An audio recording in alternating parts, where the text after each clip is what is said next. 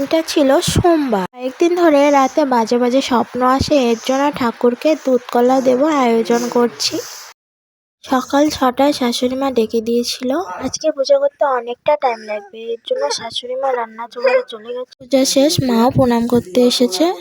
ছেলেকে মাটিতে শুইয়ে প্রণাম দেওয়ালাম।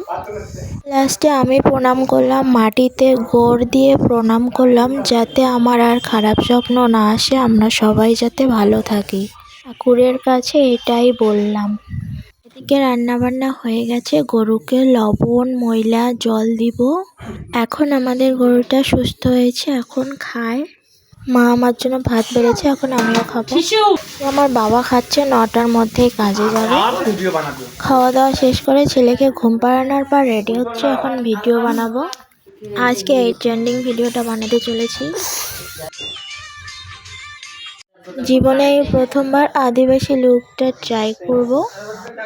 এই আদিবাসী লুকটা আমাকে কেমন লাগছে তোমরা কমেন্টে জানিও। আদিবাসী লুকটা ট্রাই করার জন্য আমি ঝাঁটার খাটি নিয়েছি 4-4টে, সেটা এখন মাথায় গুঁজে নিচ্ছি। তা এখন ভিডিওটা বানাচ্ছি।